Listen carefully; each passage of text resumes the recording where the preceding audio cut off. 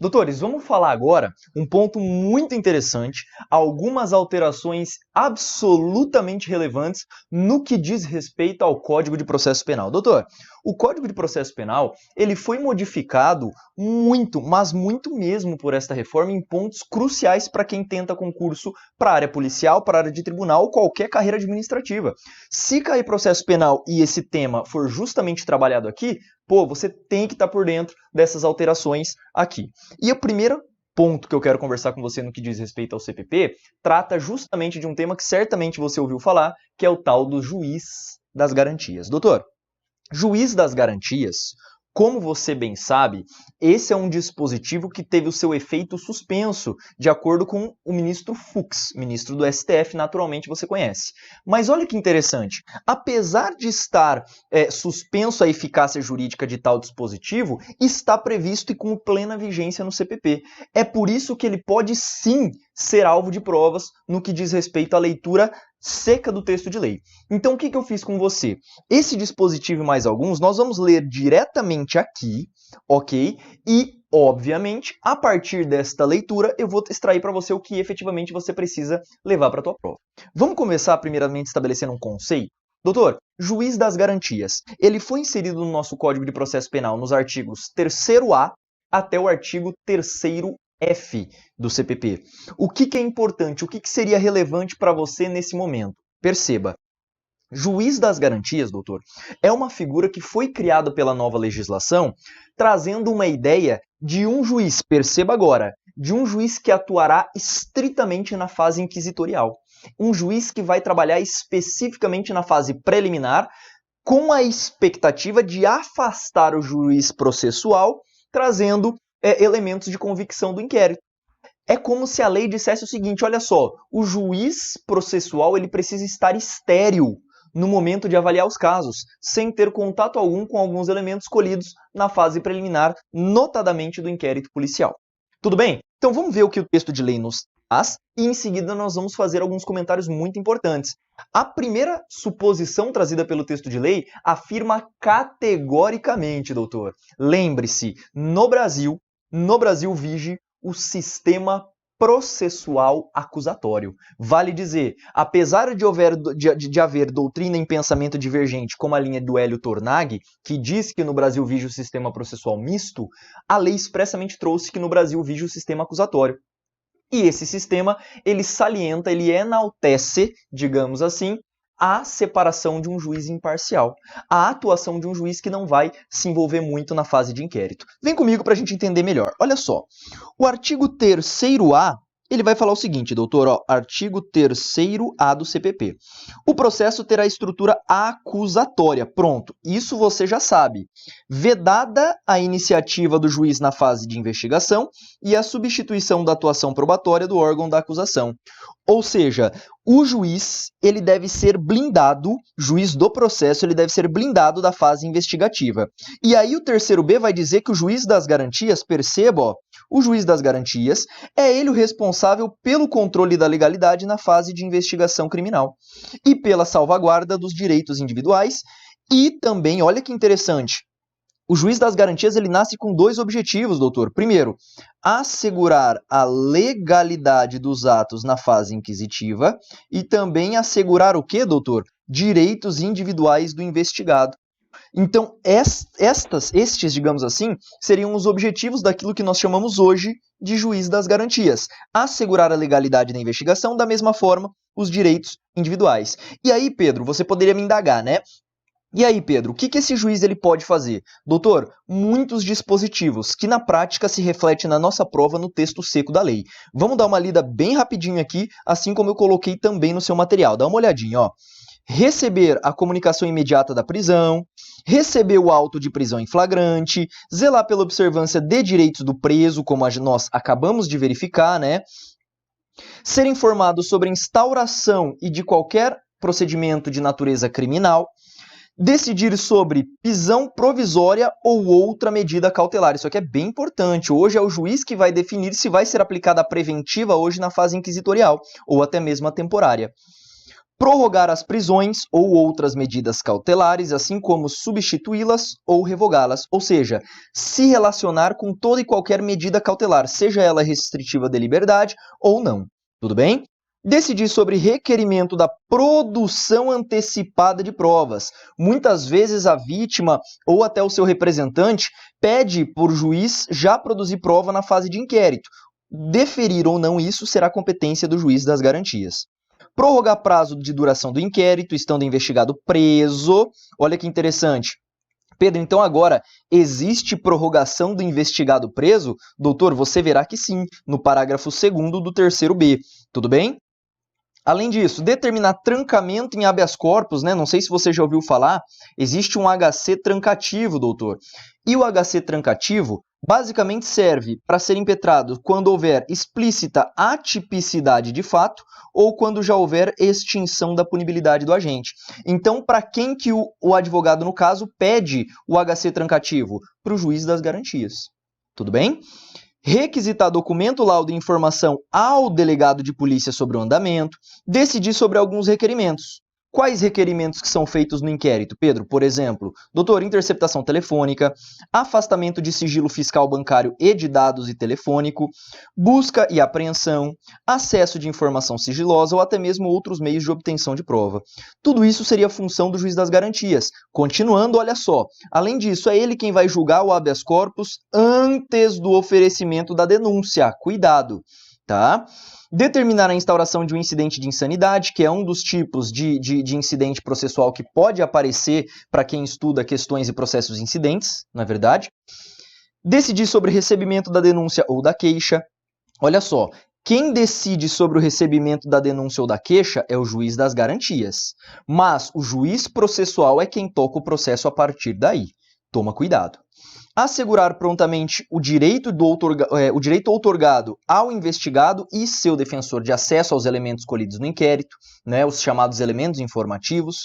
Também deferir o pedido de admissão do assistente técnico. Você sabe que o assistente técnico é uma figura que é passível de ser utilizada, apesar de uma linha da doutrina falar que ele é utilizado exclusivamente na fase de processo. Existe uma linha que diz que ele também pode ir no inquérito, e se houver isso no inquérito, quem decide é o juiz das garantias.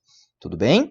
Decidir sobre homologação de acordo de não persecução penal, que é importantíssimo aqui para nós também, e outras matérias definidas também no caput do artigo. Bacana. Olha o 3C, doutor. A competência. O 3C vai trabalhar com algumas competências de quando que o juiz das garantias ele atua. Pedro, então, quando que se dá a chamada atuação do juiz das garantias? Quando que se dá essa atuação, doutor?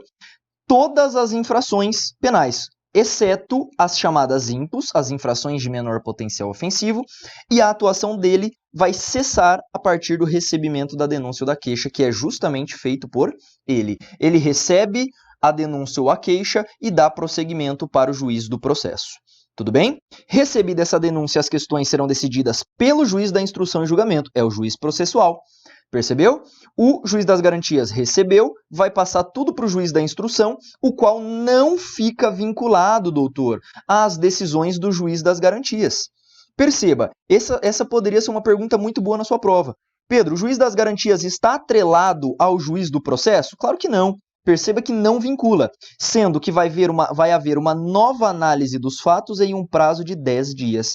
Vem aqui comigo, imagine o seguinte. O juiz das garantias implementou uma medida cautelar.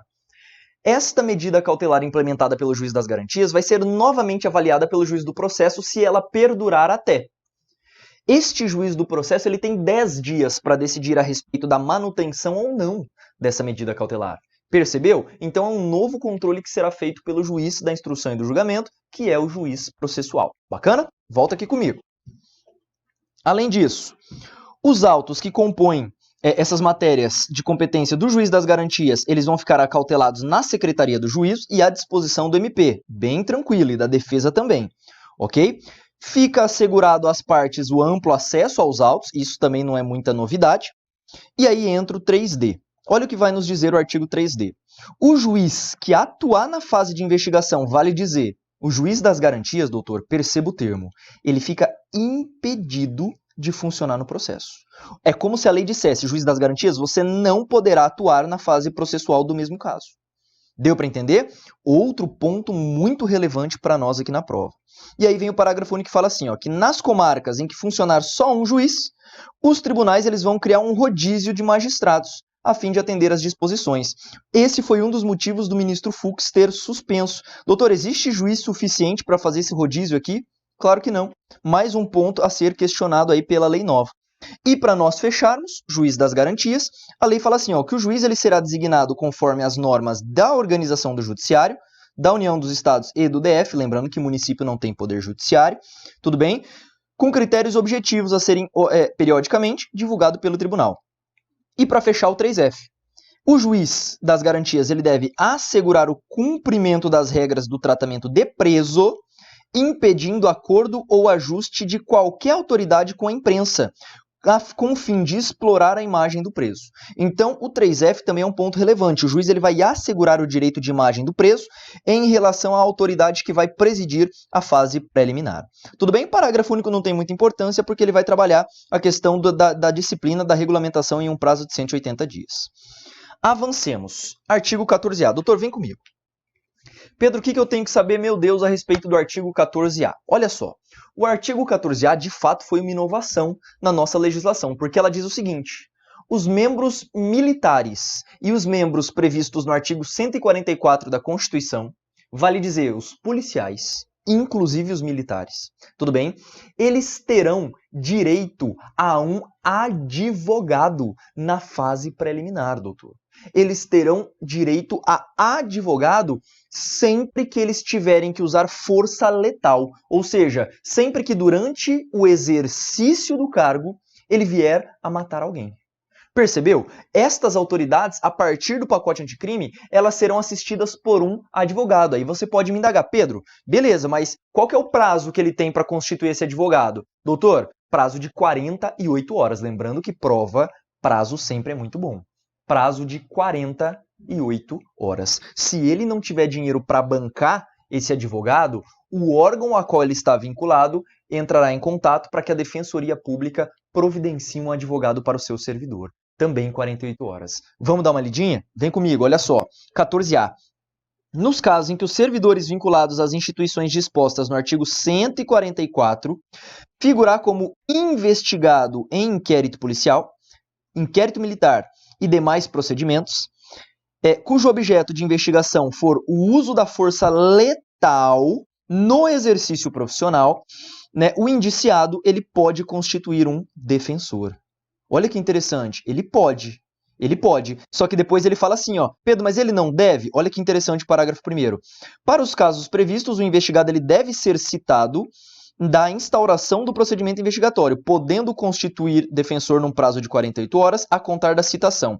Citação é um termo errado a ser utilizado na investigação. Citação acontece no processo, quando ele é elevado a réu. Tudo bem? Mas a lei usou esse termo inadequadamente, o correto seria intimação. Tudo bem? E olha o parágrafo 2º. Esgotou o prazo, o cara não indicou, não nomeou um defensor, a autoridade responsável pela investigação deve intimar a instituição. E a instituição, em um prazo de 48 horas, vai indicar um defensor para representar o investigado. Percebeu? Se ele não tiver, a própria instituição vai ter que apresentar alguém, apresentar um advogado. E aí vem o parágrafo 6º e vai dizer o seguinte: o mesmo será aplicado em relação aos membros do 142, vale dizer, os militares, sempre que eles atuarem na garantia da lei e da ordem. Isso é importante, hein? Na chamada GLO, na garantia da lei e da ordem. Ponto importantíssimo para nós aqui no pacote anticrime. Este ponto, doutor, esses pontos que eu conversei com você são absolutamente relevantes. Aí você vai me indagar, Pedro, por que eles são tão relevantes assim?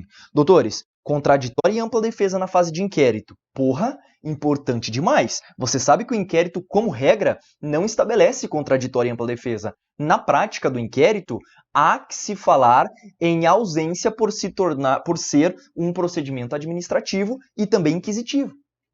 Percebeu? É uma exceção à regra. Você sabe que pode haver sim outros procedimentos preliminares com contraditória e ampla defesa, como acontece na lei de migração, mas isso precisa estar expresso na lei, doutor.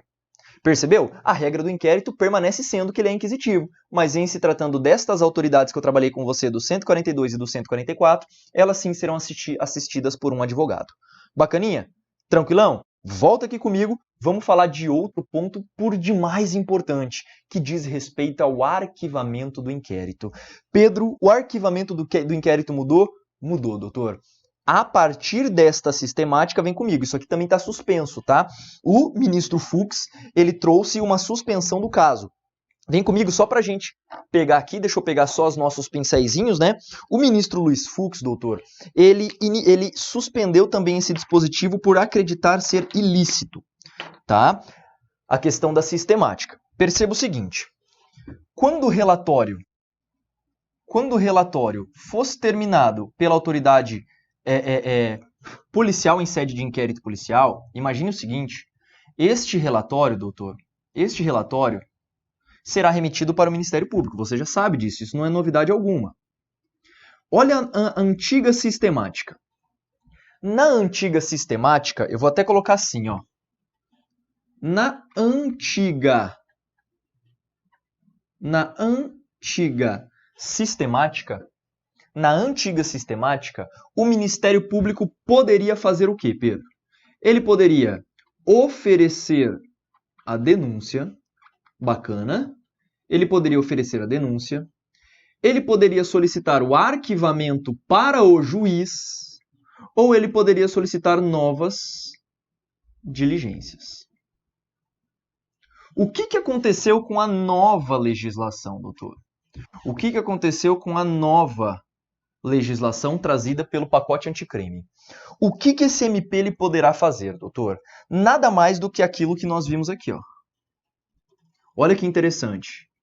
O MP, doutor, ele permanece podendo oferecer a denúncia, bem tranquilo esse ponto, né? Não tem muita dúvida aqui no que diz respeito ao oferecimento. Segundo, ele poderá, olha o termo agora, ordenar o arquivamento. Pedro, mas esse termo ele não deve ser utilizado por MP. Doutor, eu sei, mas a lei usa esse termo no artigo 28, que foi substituído. Como a lei coloca ordenado o arquivamento, para a tua prova você tem que usar esse verbo apesar dele ser errado. Tudo bem? Em último caso, ele também poderá solicitar novas diligências. Isso aqui permanece. Tudo bem? E olha que interessante. Quem que o membro do MP ordena o arquivamento? Olha que interessante. Ele ordena o arquivamento, sabe para quem, doutor? Para as chamadas instâncias superior, que homologará o arquivamento. Doutor, não existe mais controle jurisdicional. Não existe controle mais feito pelo juiz do arquivamento do inquérito. Não existe mais. Isso é importante demais para você na prova. Não há mais que se falar em controle de juiz. Aí você vai me dizer, Pedro, tudo bem, mas ele vai requisitar e ele vai avisar quem? Doutor, com comunicação para 3 pessoas. Delegado, o delegado será comunicado do arquivamento, a vítima será comunicada do arquivamento e o investigado também será o quê? Avisado a respeito desse arquivamento. A lei agora não permite mais que o juiz faça o controle jurisdicional, que o juiz controle a admissão ou não dessa metodologia. Hoje a lei sabe o que ela faz? Vítima, você será responsável, se quiser, para entrar com um recurso na via administrativa do MP, nas chamadas procuradorias, a instância superior. Olha que interessante. Então agora a vítima ela terá um prazo de 30 dias para entrar com o recurso. Percebeu? Hoje, a vítima ela entra com recurso direto no MP. Não há mais envolvimento do juiz. Cara, isso é importante demais para você na prova. Esta é a nova sistemática que você precisa levar para a sua prova. Tudo bem? Esta é a nova sistemática que agora nós vamos ler diretamente no dispositivo. Vamos ver? Dá uma olhadinha, vem comigo para a tela. Ó. Ordenado, olha o verbo usado, ó. Ordenado o arquivamento do inquérito policial ou de quaisquer outros elementos informativos, o MP ele vai comunicar à vítima, o investigado e a autoridade policial e encaminhará os autos para a instância de revisão do MP, a chamada procuradoria, tudo bem? para a homologação. Se a vítima ela não concordar com o arquivamento, ela terá um prazo de 30 dias para, a contar do recebimento da comunicação, claro, para submeter a matéria à revisão na instância do órgão competente conforme a lei orgânica do MP. Tudo bem? Nas ações penais relativas a crimes em detrimento da União, dos Estados e municípios, a revisão do arquivamento poderá ser provocada pela própria chefia do órgão a que couber a representação. Percebeu? O artigo 28, doutor, foi absolutamente modificado por essa nova legislação. Bacana? Agora nós vamos falar de um outro tema que também foi modificado e é importantíssimo para você na prova. Pedro, qual é esse tema? Doutor, acordo de não persecução, artigo 28A da lei. Vamos dar uma lidinha? Vem comigo. Olha só. Pedro, o que é o acordo de não persecução, muito famoso hoje na legislação? Doutor, o artigo 28A formalizou aquilo que já vinha muitas vezes acontecendo na prática, não é? Olha só que interessante. Vem aqui comigo, deixa eu te explicar antes da gente fazer a leitura do dispositivo. Doutor, funciona assim. O MP, antes, na verdade, não sendo um caso de arquivamento, o MP, ele pretende oferecer a denúncia.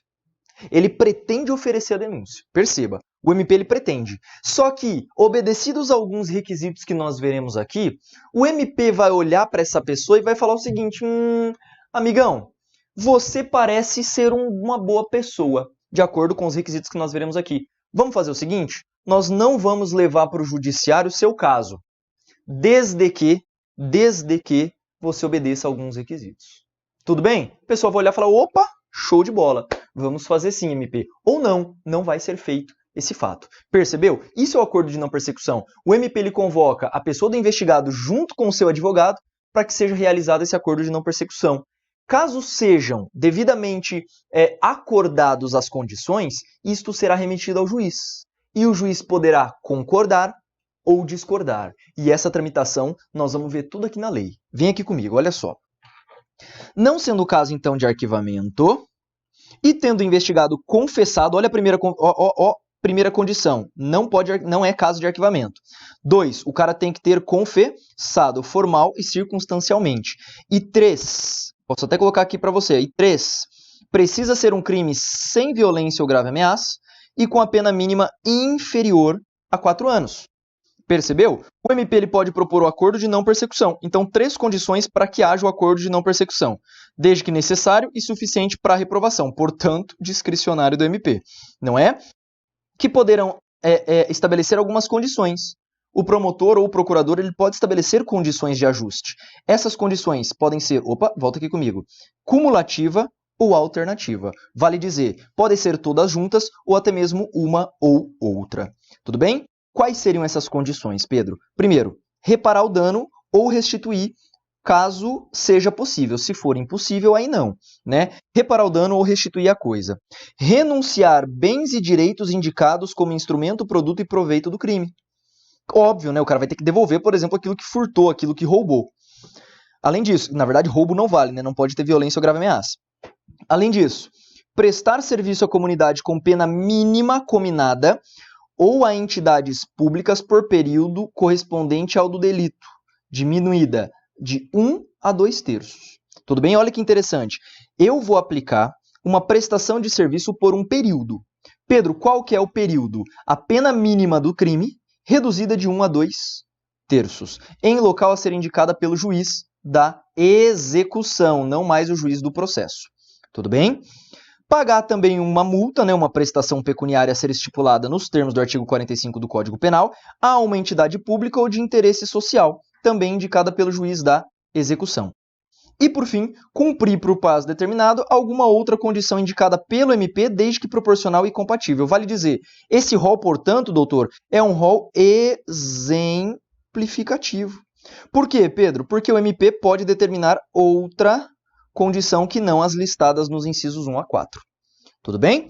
Parágrafo 1º vai falar assim, para aferição da pena mínima cominada a que se refere, serão consideradas as causas de aumento e diminuição. Doutor, para saber se essa pena aqui, volta aqui comigo, se essa pena é inferior a 4 anos, eu vou considerar os aumentos e as diminuições no caso concreto. Eu preciso ir no tipo penal para ver se o cara se enquadra ou não em um aumento ou diminuição de pena. Isso é importante, tá? Parágrafo 2º, ele vai dizer o seguinte: incabível é o acordo de não persecução quando, ou seja, não cabe acordo de não persecução quando for cabível a transação penal pelo GCRIM, quando o investigado for reincidente ou havendo elementos probatórios que indiquem conduta habitual, reiterada ou profissional, exceto insignificantes. Ter sido agente beneficiado nos últimos 5 anos em acordo de não persecução, transação ou suspensão condicional, que é a SURSI, né? Ele não pode ter sido beneficiado nos últimos 5 anos com esses institutos jurídicos.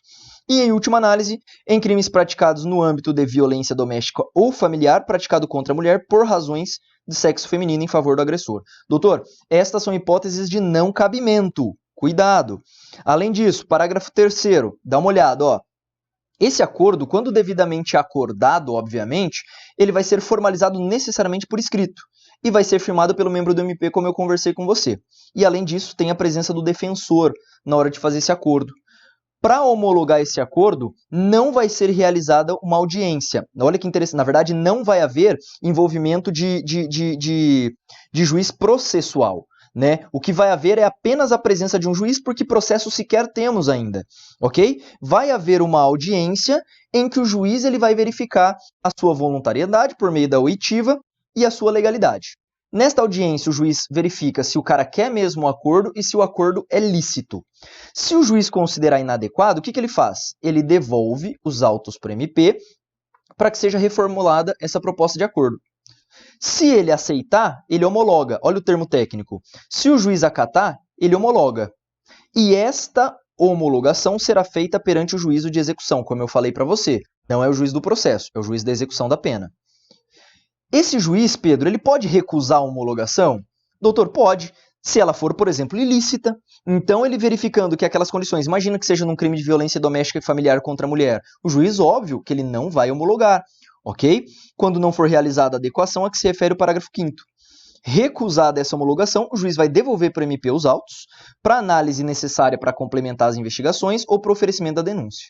Essa vítima ela deve ser intimada da homologação do acordo, ok?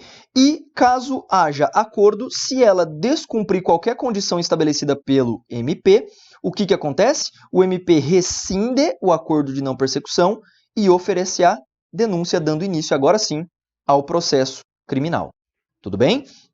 O descumprimento desse acordo também, olha que interessante, de não persecução pelo investigado pode ser utilizado pelo MP como justificativa para não oferecimento da suspensão do SURSI, que a gente sabe, né? O MP, então, pode olhar o descumprimento e falar assim, não, nós não aplicaremos a SURSI, então, nesse investigado. E aí ela fala que a celebração e o cumprimento do acordo de não persecução não constarão na certidão de antecedente criminal, exceto para fins previstos aqui no parágrafo 2º, no inciso 3, né? Cumprido o acordo, olha a natureza jurídica, doutor, anote o parágrafo 3, hein? Natureza jurídica do acordo de não persecução, doutor, extingue a punibilidade do agente quando cumprida pelo prazo estabelecido pelo MP, ok? E aí, se o MP se recusar ao acordo de não persecução, olha que interessante, o investigado ele pode requerer a remessa dos autos ao órgão superior, conforme o artigo 28, como nós vimos a instância revisional propriamente dita do MP. Bacana? Tranquilo? Doutor, falamos de 4 assuntos nessa aula fundamental para você. Juiz das garantias, contraditória e ampla defesa, lá no artigo 14A novo do CPP, falamos do arquivamento e falamos do acordo de não persecução. É um tema de fato relevante para nós na prova que você tem que dominar muito bem.